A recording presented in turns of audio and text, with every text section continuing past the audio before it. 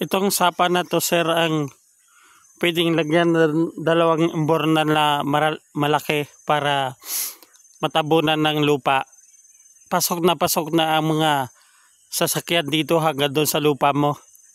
Itong sapa na to ang pwedeng lagyan ng dalawang imbornal o kaya tatlo na malalaki para yung tubig ay makalusot siya dyan. Tatlong imbornal na malalaki, pwede nang dumusot po ang tubig dyan. Diretso na po yung mga sasakyan doon kahit tricycle hanggang doon po sa lupa mo. Sir, MPDC, ito po yung kailangan lagyan ng imbornal para yung mga hakutin natin na nyug pantanim doon sa lupa mo ay makakapasok na hanggang doon sa may baliti, kung hindi ba may script yung hanggang doon sa lupa mo kasi medyo matarik. Ito muna ilalagyan ng imbornal para makapasok diretso doon lahat ang mga nyug doon sa malapit sa lupa mo.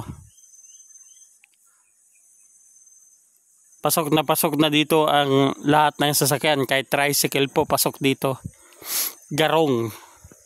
Kapag natapos po ito, kailangan po itong malagyan ng imbornal para yung tubig niya hindi may stuck dyan. Ayan, mayroon na pong mga kahoy imbornal na lang wala. Pag nalagyan ng imbornal yan, ayos na po yan. Dito po, nakabakasyon ako dito sa kapatid kong si Manny Elmer na naglilinis ng lupa mo dyan sa 12 hektar. Kaya pag nalagyan to ng imbornal, hindi na mahirap magdala ng mga pantanim sa lupa ni MPDC at ni TD, Engineer TD. Hindi na po mahirapan yung paghahakot ng mga pantanim.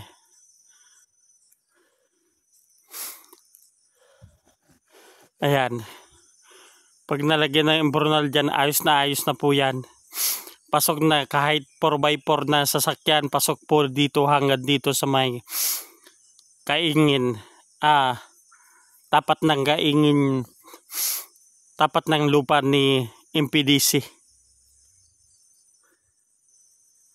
at lupa ni Engineer TD.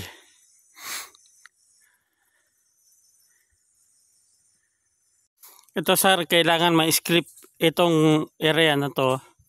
Ito nilalagaran ko para makapasok po yung mga pangtanim natin sa 4x4 na nakakarga.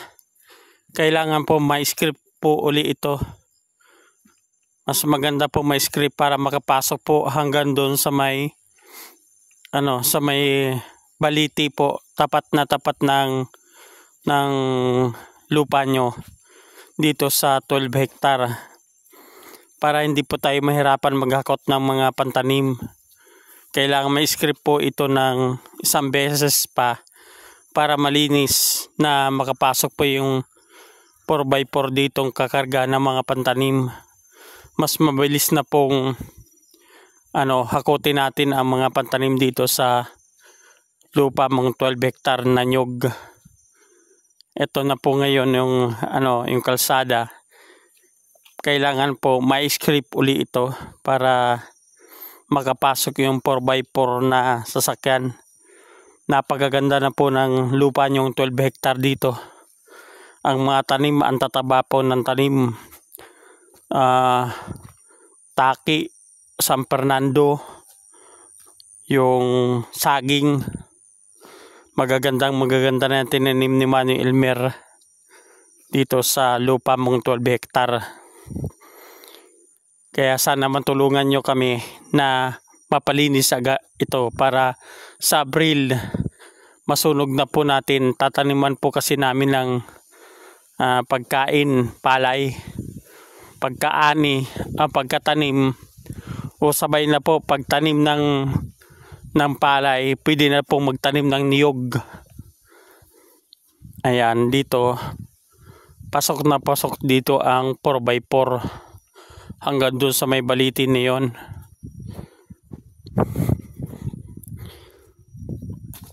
Konting script na lang po ito. Ayos na po ang daan. Pwede po natin pa-script ng Abril para lahat ng mga pantanim na itatanim nyo po dyan sa 12 hectare ay pwede na pong makapasok hanggang doon sa may dulo. Kung makadiretso hanggang doon sa baba yung kalsada, mas maganda po. Doon na mismo ibababa sa lupa nyo yung mga pantanim para mas mabilis po natin mapuno ng tanim yung lupa mong 12 hectare dito. Nakabakasyon po ako dito, tinutulungan ko po yung aking kapatid na si Manuel Bermundo, yung nagbabantay ng lupa mong 12 hectare dito sa sitio Pulang Lupa, General Nakar, Quezon. Pati yung kay TD pwede nang malinis, kay Engineer TD. Ayun lang po. Thank you, sir.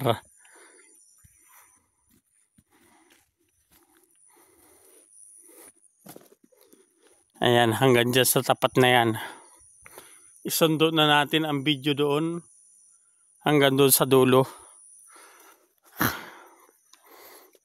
Pwede pong, kung hindi pa ma-script yung kalsada hanggang doon sa lupa nyo, pwede pong hanggang dito lang yung mga pantanim.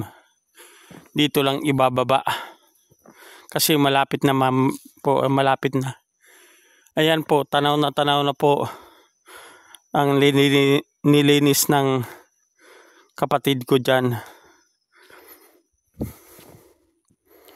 Wala na po masyadong maraming kahoy.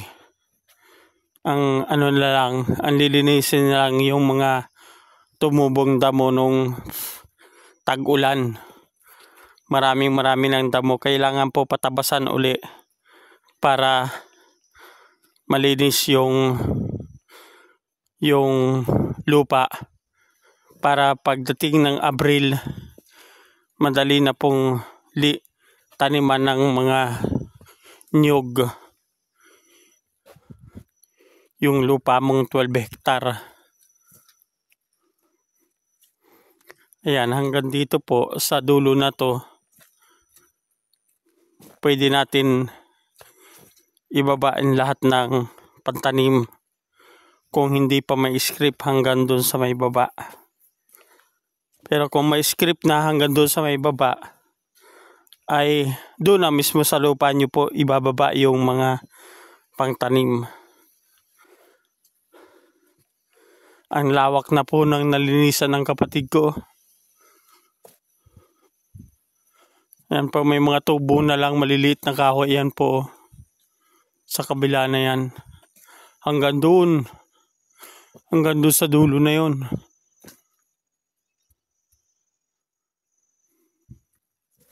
Bibidyo ko po yung nalinisan naman yung ayan. Hanggang doon sa tuktok na yon, sa may niyog, papunta doon. Hanggang doon. Sa tingin ko po mga 3 hektarya na yun nalinisan niya. 3 hektarya nalinisan ni Manuel. Kaso lang tinubuan ng marami ng damo nung magtag-ulan. Kaya kailangan tabasin uli po para masunog, para mataniman ng niyog na. Kasi sayang po yung paglinis. Kailangan mataniman agad ng niyog para hindi masyadong damuhan. Papunta doon, hanggang doon sa kabila na yun. Hindi lang makita doon. Videoan ko mamaya.